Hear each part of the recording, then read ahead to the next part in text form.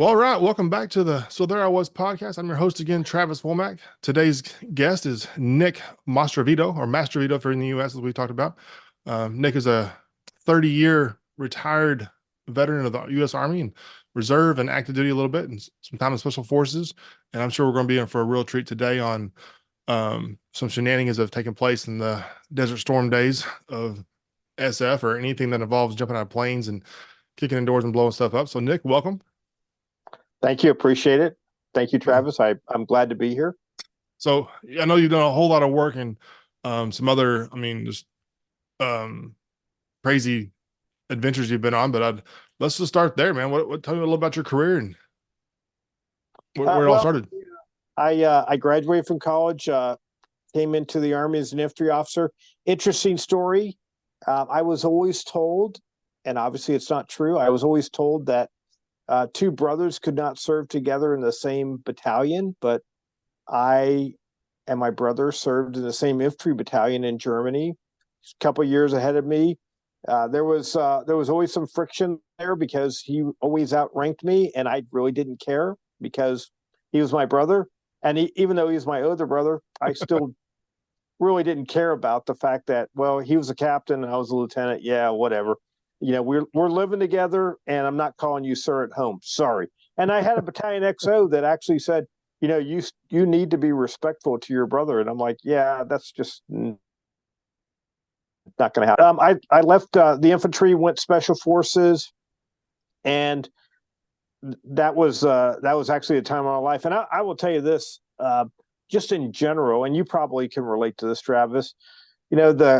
The lieutenant and captain years in the Army are the phenomenal years, because once you get past captain and now you're a major or a lieutenant colonel, it's not nearly as much fun because people expect you to kind of be an adult. And so some of the shenanigans you do in your early career, you can't get away with. But the other thing is, it's fun because you're at the ground level. You're not too far away from where the rubber meets the road, and so all the things that your soldiers experience, you experience very closely because you're there with them. Absolutely. And when you become a major and lieutenant colonel and above, you're kind of so far away from the ground level that it's not nearly as fun. I always joke that majors are the officer version of E4s, the E4 mafia. Yeah, absolutely. Like they're supposed to be responsible, but they also know all the rules to break. Yeah, so. Absolutely. Yeah. No kidding. So when'd you go to the Q course? I went to the Q course in early '90 and graduated. I went SF because of Russian, and I wanted to go to 10th group. That was my, it's like, hey, if I can go to 10th group, I'll go Special Forces. And another interesting story, my father retired as a command sergeant major. He was an infantry guy his entire career. He was a paratrooper in Korea. And after the Korean War, SF, so we're talking 1952, the start of SF. SF recruited him because he was airborne, he was infantry, and he had a CIB. Yep. And he said, well, if I can go to 10th group, I'm in. If I can't go to 10th group, don't count on me. And they didn't want him because in 10th group, they had all the old German soldiers that knew what the Russians were like. And my father was, 12 during World War II, not 20 during World War II. And so they were going to send my father to Fort Bragg and go to 77th group or, whatever. And my dad was like, yep, not interested. And so when I came into SF, I came into SF to go to 10th group, and I got promised 10th group. I went through the Q course and I got my orders at the end of the course, and they were for the 5th group. And I was like, well, I came in for 10th group. You're sending me to 5th group. There's a problem here. Did you guys forget math or something? And they're like, hey, this is what the Army needs. And we don't really care what you want to do. This is what we need you to do. Now, I'm glad I went to 5th group. I went to Fort Campbell, 3rd Battalion, 5th group. Just stood up when I got there. I had been out of the country. I graduated from the Q course, went out of the country for a couple of weeks. And I came back and I signed in the fifth group, and they said, "Hey, we're on alert for to deploy to Kuwait." And I said, "Well, what's going on in Kuwait?" And they're like, "Well, haven't you been watching the news?" It was 1990. It was Yeah. August 1990. And I was like, "No, I've been out of the country. The last thing I'm going to do is, read the newspaper, because this is pre-internet days." Oh yeah. Um, and Significantly. they're like, "Hey, we're expecting Iraq to attack into Kuwait imminently, so we're on alert." But the problem was, Third Battalion, Fifth Group really didn't exist. Third Yeah. Battalion, Fifth Group had been at Fort Bragg. They stood up First Battalion, Third Group, and so when they cased the Third Battalion, Fifth Group colors and moved into Fort Bragg, or moved into Fort Campbell, there really wasn't anybody in Third or the Fifth. And so the exciting part was, most of everyone that was on my team were new, including Yeah. myself. I mean, I'm not going to say, I was not an old hand. I had a couple old hands on my team. And we went through some growing pains. We were a mounted special forces team that I came from mechanized infantry, so I understood maintenance, I understood logistics, and I understood mounted operations. And then we ended up deploying, and like I said in our preamble, when the idle hands of soldiers create problems, and Oh that's yeah. no different in special forces. And Absolutely. so there were quite a few times where, did we do things exactly the way we should have done them? Probably not. And there were a couple of times where, yeah, we probably should have had some adult supervision with us. And you would have thought that, here's 12 guys, all NCOs and an officer, and there'd be plenty of adult supervision there, but not really. Nope. So you can imagine what happens from there. Oh yeah. There's always, I always joke that if you get enough of any rank in one room, they all become privates. Yes, absolutely. That's absolutely true. Because Absolutely. the responsibility of having to be professional or be the adult responsible one in the room goes away, because you get a bunch of E7s and E8s are like, hey, I bet you won't kick over that tree. That's all it takes. So, and Yeah, absolutely, absolutely. So I've got a couple of stories absolutely. that are like that. I mean, none of them are horrible. I mean, I Oh, it's all good. remember I remember my company commander telling me a story that, when he was a detachment commander, when he was an SF detachment commander, where he and his team were at Fort Bragg, and there was a commanders conference with the commanding general of, first SOCOM, whatever it was called back in those Right. days. And they decided they were going to go do a snatch, and they were going to kidnap the commanding general of first SOCOM. And I'm like, yeah, Not a good idea. I don't think I don't think that was a great idea. That was an idea, not a great one. Yeah. We We just call that did. paper rock dumb. Yeah, exactly. That's exactly right. I mean, we did things like, we advised Kuwaiti brigade. I've been advised not to talk bad about the Kuwaiti military, so I'm not going to talk bad about the Kuwaiti military. But it was Ramadan, and they weren't doing a whole lot, so Yep. we had to entertain ourselves. We're supposed to be advising them, but if they're sleeping all day long, we're not really doing a whole lot of advising. Yeah. And so we're on the Doha Spur. We were assigned a sector within Kuwait City after the Gulf War, and there was a perfect range there. Now, if range condemned it, but fortunately we didn't have range control. And we're special forces guys. We know how to shoot weapons. We know how to figure out all this stuff, supposedly. So, we're having a good time shooting everything that we own, plus everything that the Iraqis own. And we had 60mm mortars, we had Oh yeah. RPG-7s, we had AGS-17s, we had all kinds of cool weapons. And we also had a couple of Swedish anti-tank rockets, not AT-4s, but there was one specifically that would fire a tracer round, and then you push another button and it would fire the actual rocket. And couldn't figure out how to make that work. So we ended up just blowing it up because we didn't want, we didn't want a Kuwaiti kid to show up and Push the blow button. themselves up. Yeah. That was something that was a true danger. But one day we found a bunch of B-40 hand grenades, and we thought, let's throw some hand grenades. Now, to be perfectly honest, you throw a hand grenade a couple of times and it's boring. you're done, right? It's like, okay, yeah, got it, understand, no big deal. But we couldn't just throw a couple of hand grenades.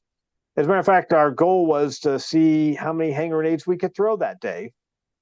And then it got to the point where we started getting dangerous, where, we grabbed as many grenades we could in our hand, pulled the pins, and then just throw them. Now we were in a dugout. So there was the Iraqis had built dugouts for their tanks so that they were expecting the Marines to do an amphibious landing. So they had tanks right on the beach in dugouts, whole defilade, so they could shoot at the amphibious assault vehicles. Vehicles, right. And so we were standing in this thing. I mean, this thing is like over our head, and we're throwing grenades over into the water, and they're blowing up. And these are Eastern Bloc grenades, so that we don't know.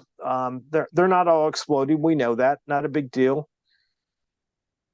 Throwing grenades. We're getting to the point where we're tired of throwing grenades, and then all of a sudden, I hear "oops," and that's really not a good thing to hear on a grenade range, right? And so it's like slow motion. So we're all tossing our grenades and then trying to get out of that pit that is over our head as quickly as possible. And the beauty is that grenade did not explode. It just popped and fizzed open, and we were done. And it was like, and so I'm like, now being the responsible detachment commander, I'm the captain. I'm like, all right, guys, we're done close enough. We're done. We're not gonna do this anymore. We're done. We're gonna go. We're gonna pack our stuff up. We're gonna go back to, our brigade and be good. My junior medic, though, came from the Ranger Battalion. He was like, "Come on, sir. We won't be dangerous anymore. We'll just throw a couple more grenades. We'll be fine." And I was like, "Okay, how can that hurt? Not a big deal. Yeah, sure." So I'm like, "Well, we're not going to throw them over into the water anymore. Let's just, pick up a grenade, throw it. Everything will be beautiful. It'll be kind of like we're on a U.S. Army range. We're ready on the left, ready on the right, ready in the center. That kind of thing." And of course, we didn't do any of that. And so my junior medic, this young redhead, probably 25 years old, stud, he finds a little hole in the ground, and he's like, "Hey, let's start tossing grenades in this hole." And it's a little spider hole. So unfortunately, we got a little too dangerous again. Now, there was no oops in that one, fortunately, but at some point I was like, "Okay, we're done. I'm not participating, and I'm not going to write letters to all of your family members to say how you're screwing around the grenades on the beach." Yeah, exactly. So fortunately, we all came back from that escapade. Maybe a little scared, but nobody dead, nobody injured. So it was a good day. A few days later, and incidentally, on this natural range that we had, and there were a bunch of Iraqi mini ASPs, mini ammo supply points all around. It was on the Doha Spur, so it's a flat little piece of land in Kuwait City. And what the Iraqis had done is they had hidden their munitions in the spur. They put a lean-to on top of it, so from the air it looked like it was just flat desert. And then they had hidden, hidden munitions down there. And so every day we'd go down there and see what was down there. There were also some tanks on the Doha Spur, and the CIA had come out and said, "Hey, we want to go recover these tanks. So we're going to come out one day. Just tell us what you got out there, blah, blah, blah. And we're like, okay, we've got 4 T-55 tanks in relatively good condition, no battle damage. And so one day, my intel sergeant, who was a demo guy, my team sergeant, who was a demo guy, all 3 of my weapons guys all decide, and my actual engineer, my actual demo sergeant, all decided, hey, we had some demo that we wanted to get rid of. We had a bunch of other ordnance that we wanted to get rid of because we couldn't turn in. Mm-hmm. And so like, hey, we're going to go out to the range. We're going to blow stuff up. We're going to be right back. Not a big deal. And I was like, okay, not a problem. They go out and they're gone for an awfully long time, but not a big deal. It's like, hey, nothing else is going on. It's Ramadan. Okay. Right. And then I hear this massive explosion, and they're 5 miles away from me. And I hear this explosion, and I'm like, what in the hell is going on? And this is how we make the news. Yeah, exactly. And I'm like, oh God, I am going to be writing letters to family members about how their loved one died in the Gulf War, fighting in the Gulf War. And so what had happened is they went out and they found a tank, and they had, we had a bunch of C4 detonators. We had some other stuff that we wanted to get rid of. And so they got into a tank, and they were like, hey, well, we'll just take all the rounds out of this tank and we'll just blow the tank up. We'll put all our demo in the turret and we'll just blow that up. Unfortunately, when there's, I don't know, I think there's 40 rounds in a T-55 tank, and they were like, this is a lot of work. Why don't we just do it in place, and we'll blow it up. Yeah, and that's what they did. And needless to say, there was nothing left of the tank when they were done. And my senior weapons sergeant, who's also an artist, and he takes a lot of pictures.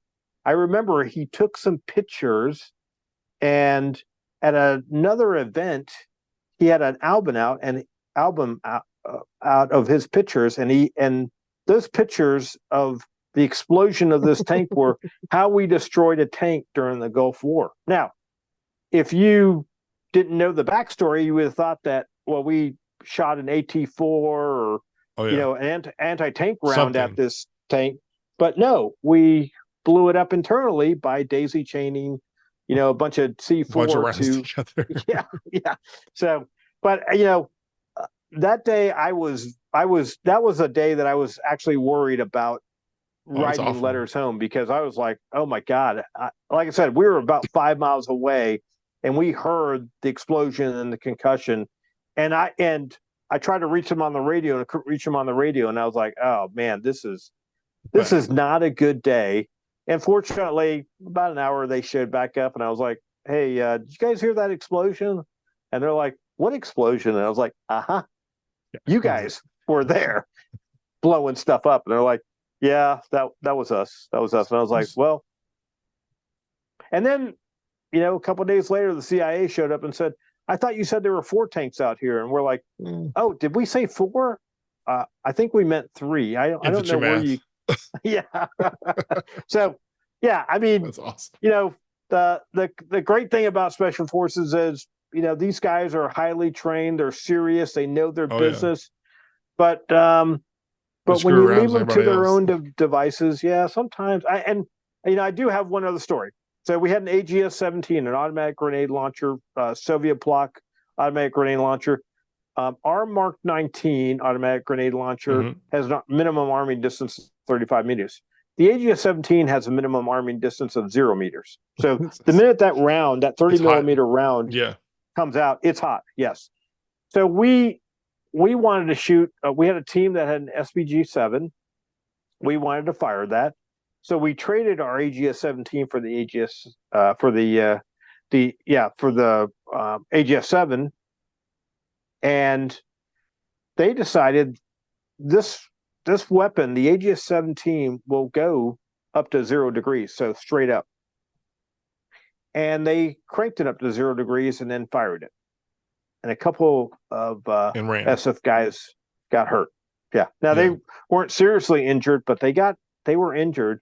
And after that, there was a decree that you will not fire any more foreign weapons, period, because Right. you guys are not range certified, blah, blah, blah, Right. et cetera, and so sometimes also in the midst of the shenanigans, stupid things happen, and then Something gets hurt. someone gets hurt, and Yeah. then guess what? The powers that be say, okay, no more stupid stuff. Sorry, you're done. We gave you the opportunity, and you've proven that you're not capable to handle the opportunity. So It's funny. anyway, You talk about the history of soldiers doing that. Like I always, when I hear stories like that, where they're good or bad or injury, no injury, I'm like, this is going on back in the Revolutionary days, where someone's oh like, yeah, oh, someone's like, hey, John, hey, I bet you won't put 2 packets of powder in your gun. yeah, Like I mean, exactly, it's yeah, like we got nothing. The Brits aren't here yet. Let's just see what happens. Oh crap! It blew up your musket. And I always imagine it's like, absolutely. how does that story from 1776 to today, like, how's that progressed? I'm like, now you can go buy tannerite at the store. I'm like, we Joe can buy this in like 1 pound. How about 2 pounds? Yeah. How about 10 pounds? What if we put in a Yeah, 5-gallon bucket yeah, inside of a Yugo? You know, yeah, we exactly, got a exactly. 6.8 Creedmoor. Let's just see what happens. Oh dang, no more Yugo. So Yeah, exactly. it's Absolutely. Yeah, it's I don't think that I mean, and I think that the minute the military loses that sense of humor, and granted, okay, so sometimes we should be prevented from doing stupid things, oh yeah, but most of the time it's like, hey, we're only going to be stupid to a certain extent. And I think that the time, that when the military loses that degree of, hey, we're going to let you be crazy, oh yeah. not too crazy. I think if the military loses that, then I think then we're lost. Oh I yeah, think then I we're agree. lost. When I Yeah. was a company commander, after about 2 months, it's funny. I reached out to my company commander when I was in E3 and E4. And I just sent him an email. I was like, "Hey, sir, I just wanted to let you know I'm sorry." He's like, "For what?" I was like, "I'm in command now." He's like, "Oh, so now you know what it's like." I was like, the phone calls I get. I'm like, you can't. The soldier jumped on his ex-girlfriend's hood of her car and rode the hood of the car across base, and I'm like, I can't, like, I'm I'm just trying to enjoy some evening coffee, and I'm getting a phone call, senior soldiers, like, and the girl drove into the MP station. It's like, there's like 4 cops that stand there smoking a cigarette. They're like, pretty sure you're It under doesn't look arrest, that bad. Yeah. so it's just like the stuff that comes up. I'm like, here I was back in the day, ziplining from barracks to barracks, and they bought us a rappel kit. I'm like, we're in the scout platoon. They're like, what are we gonna do? We're gonna go rappel because, and then Fort Bragg, every building's 3 stories tall, so we just go to the Yeah. roof and rappelled off the Yeah. building. And staff duty's like, what are y'all doing? We're like, you bought us a rappel kit. This is the tallest thing within 20 miles. So we're going to jump off of it because we're paratroopers and we're pretty stupid. we'll, we'll do anything at least once, until somebody Yeah, gets hurt, exactly. and then we'll just figure out Yeah, what not to do next time. So, yeah, exactly. but Absolutely. so what do you, Absolutely. so you've been retired for a hot minute, Nick. So I know you're currently running a, shift subject here. That's a big word for me. I know you're doing a lot of work for veterans and veteran recruiting. And I know a lot of the topics we have here on the show talk about the challenges that people have, taking the uniform off, and and how do they quantify kind of their service? Because we're real bad about, Right. in my opinion, about, oh, I have these 85 NCOERs or OERs, and it's like, it's a whole lot of he done good, as I like to call it. Yeah. And how do you translate that to, like, hey, look, I can, I always joke that I was a recruiter, an Army recruiter when I was enlisted, and people are like, oh, if you're infantry, the only thing you can do is be a security guard. And Yeah. I'm like, then you've never been in the infantry. Like, you have no Right. idea. Like, Right. I was a squad leader of 9 dudes, and from 6 different states and 3 different countries. Yeah. And I was like, and some of us didn't like each other because of, whatever. because Ohio football sucks and Texas football is awesome. That's my opinion. Exactly. you Yeah. know, It doesn't whatever matter. reason, Yeah. and Yeah. like in most businesses, and the remote world now is different, but in most, you all live in the same proximity and have the same culture-ish for the most Yeah. part, and Yeah. common stuff. And so it's a matter of taking people that are different race, different religion, different beliefs, different backgrounds, different cultures, everything, and putting them together for a common cause, whatever that cause is. Let's go to the range, or Absolutely. let's invade a country, Yeah. whatever it is, and like, hey, look, and to the point of being willing to die for each other, and in translating that towards corporate America, or local retail, doesn't matter, and where you have to make people who don't like each other get along for a common cause. It's a kind of the foundational part of leadership. That's my theory. I'd love to hear your thoughts on what you've seen and learned and lessons learned. I agree wholeheartedly. When I left, I left active duty after my captain years the first time, and I went to work. I went to a headhunter. I've got a mechanical engineering degree. I went to a headhunter. They put me with Merck and Company, great company. I loved working for them. I remember at the conference that I was at the hiring conference I was at, I was in a group of people, and they said, okay, these are all the Merck people that are going to interview with Merck today. And they said, now here's what's common. And we were all ex-military, Right. but they said, okay, so you're either a chemical engineer or you're a chemist. And I was like, I raised my hand. I'm like, yeah, I'm neither. And they're like, oh yeah, Mastrovito. Yeah, you're a special case. I was like, okay, great. I'm glad to hear that. But and I interviewed with Merck. I loved them. I went to work for Merck. My first boss was 10 years younger than me. And I It's always weird. remember, yeah, that's always kind of strange, right? Because I'm a Mm-hmm. first line supervisor. She's a superintendent. She's actually 2 or 3 levels above me, 10 years younger than me. And I remember it wasn't the first day of work, but it was close to the first day of work. I remember we had a problem. The supervisors that were leaving shift had a major problem. They didn't call her, and she was not happy. And afterwards she took us out to the problem area and proceeded to yell at us for 5 minutes. And I remember we're on an incinerator. We're on the third stack of an Right. incinerator, and I told the other 3 supervisors to go ahead. I held her back, and I said, Marcia, her name was Marcia. I said, Marcia, I know I'm hard of hearing, but here's the thing. I hear better if you don't yell at me. Yeah. And she said to me, well, I went to college, I got a degree, and then I came to work for Merck. I have no leadership experience. You just left the military after 10 or 11 years, Right. having led soldiers in combat, et cetera, blah, blah, blah. You know everything about leadership. And so teach me. And I said, and that was a defining moment, That's great. because this is what I try to tell everyone that I mentor is, hey, yes, you have a set of skills. You may have gone to college and got a degree in something. You also have some skills that you learned in the military, whatever your MOS was or your branch was. Mm-hmm. But the one thing that you probably don't advertise well is your leadership skills. Yeah. And it's a really hard one to say, hey, look, I don't know anything about manufacturing, but I know people. I know how to Right. motivate people.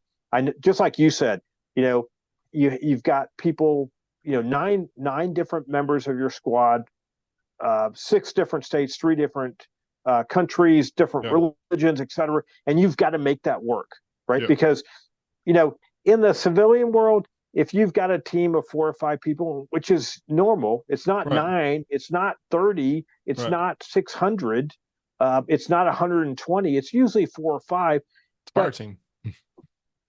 Yeah, it's a fire team, yeah. Yeah. But yet you see in the civilian world that's a really difficult challenge for most Yeah. leaders, because it's, hey, I didn't sign up to be a leader. I signed up to be whatever, to do Right. whatever it is, that yeah. I'm supposed to do. And I just got thrown into this job because if I want to be a senior so-and-so, senior engineer, well, then that means I have to lead people, but I Right. really don't want to lead people. And in my world, I'm a recruiter. I'm an executive recruiter. And I hear this all the time where, hey, I'm recruiting for a lead electrical engineer or a lead software engineer. And I'll have somebody that's got plenty of time, plenty of experience, got all the right credentials, but they're like, hey, I don't want to be in charge of people. Yeah. Just me and a computer. Right. Yeah, it's like I want to develop software. I really don't want to. I don't want to be the person that's got to tell someone what to do. I don't want to, and in a lead job, most of the time you're not even writing reviews. You're just Right. assigning people work. And they're like, yeah, that's too much. I can't handle it. Yeah. I don't want to do that, I don't want And to I lead people. always, I don't want to deal with the customer or be yeah, the and middle. and I always find that, fascinating because it's like, why don't you want to, why don't you want to do that kind of work? I understand if you've never done it before, but why don't you want to learn and grow? And, here's your opportunity to leave your mark. And here's your opportunity that if you don't like the way your company does things, you're now responsible for doing things the right way in your Yeah. company rather than the way they're doing it. So, but it's a very tough sell because Oh yeah. Well, it's so just it's a hard sell. on That's just it. on that note, though, circling back to what you said at the very beginning about being a captain and a major and how the rank, the responsibility greatly shifts. I think on the enlisted side is feeds that a little bit where there's like for me, people ask me what was your favorite rank. I'm like, man, E6. I had the most fun. I was E3 to E6, and then I was a O1 to O4, and E6 was because it was for me, it was the last time that I could truly have influence, direct influence on specific people. As a lieutenant at a platoon, you just like leave charts and maintenance schedules and stuff that's just kind of chaotic and stuff. And then as a company commander, I was in the old guard, and it's just the calendar drove your life. It's just you Right. logged on like, there's not a whole lot of white on here for what I want to do. It's just blue and red and green everywhere, right? For different things at the old guard. And so I remember thinking back like, but there's a lot of people I know very well that um that love to be just an E4. Like it's the best rank in the army, I think, Right. because Right. it's you can completely sham and people are like, oh, they're an E4. Or you can be a complete stud and be like, oh, it's a good E4. And it's like you get the same response, but you're not directly or legally responsible for anybody, Right. and Right. and I think a lot of people, I used to teach to my soldiers and stuff like E5 in the infantry, at least every MOS is a little bit different, but the infantry's E5 is the greatest responsibility because you have a fire team of 5. You have you plus 4, and Right. you're directly responsible for those 4. If you're a squad leader, I'm directly Right. responsible to 2 team leaders. So I'm only have to keep track of 2. They have to keep Yeah. track of their people, or and then if you're a platoon sergeant, you're in track of 4 squad leaders. So it's like Right. and as it goes on, but I was like you, it's interesting to see soldiers that do and seek and pursue promotion, 1 for money and 2 for responsibility, and there's people that are like, yeah, I'm good, and I think Yeah. there's to understand what that means when they go to someone like you and say, hey, I need a job.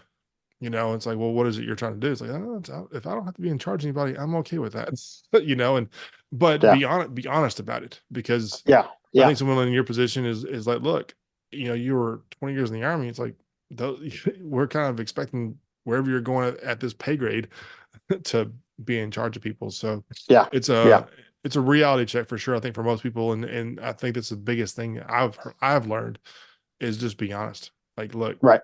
and Absolutely. I think people struggle with it. Good.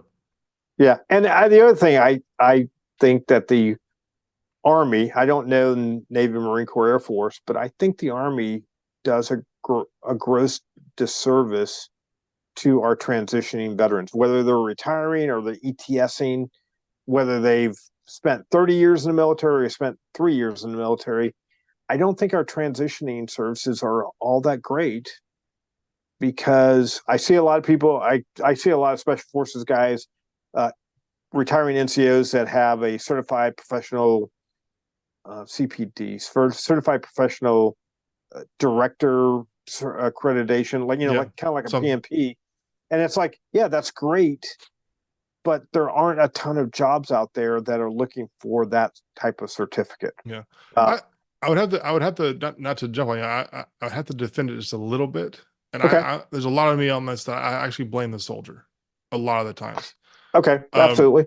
because for me, I look at myself, and that's not to toot my own horn by any means. Is like the Army gives you tuition assistance, to pay for college while you're in. It's $4,500 a year. And as a commander, I was in charge of 138 people. It was the highest my 162 ever was. I had 3 soldiers actively using tuition assistance, and they all Oh, had access to it. yeah. I couldn't deny it, but I could see the reports of like, hey, this is Yeah. the money going out. Yeah. And I'm like, I have 3 soldiers, and I told every single kid, I'm like, look, if you come to me and say, hey, I want to take a class Tuesdays and Thursdays at 10 o'clock on campus, I will approve it. I won't. Yeah. I won't. That's a I'm good not. point. That's a great point. And so like stuff like that's just not used. I'm like, I use TA as enlisted on active duty recruiting and finished my bachelor's degree, and then while I was in command, I finished my master's degree. And using TA for all that.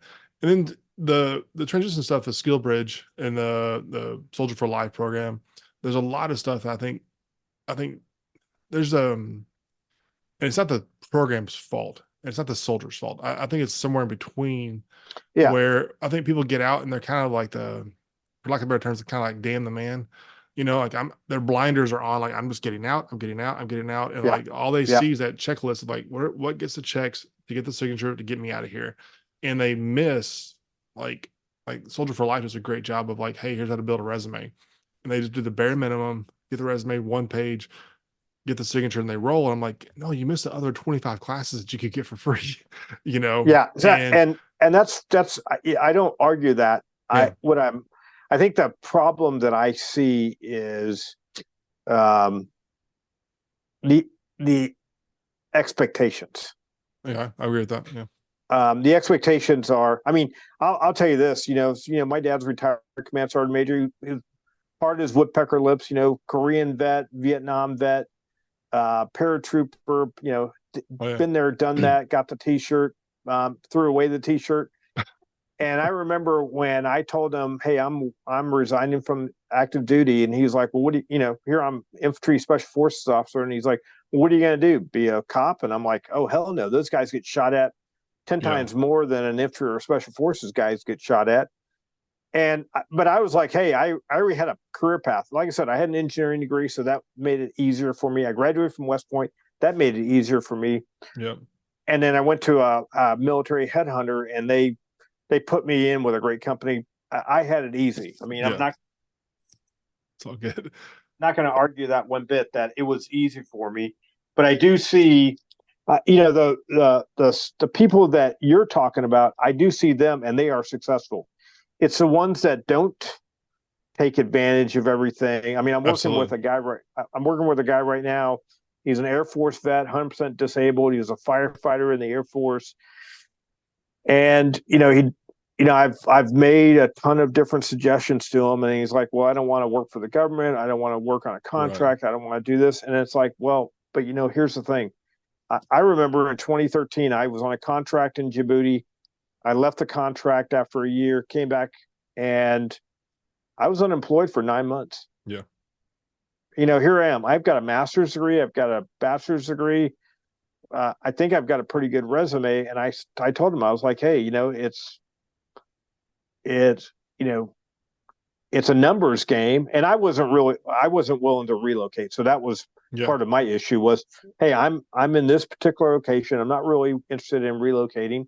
And so, yeah, I realize it's much tougher for me because there are fewer jobs in the area that I'm living in. But if you're willing to relocate, then you've got to lower your expectations because of you don't want to be in the firefighting arena. You don't want to be in the military arena. You're trying to go completely different. And I told him, I was like, look, I left the Army with 11 years, captain promotable in the Army. And I started out as a first line supervisor. Right. You're not a captain. You're not leaving the Air Force as a captain. And you have these high expectations.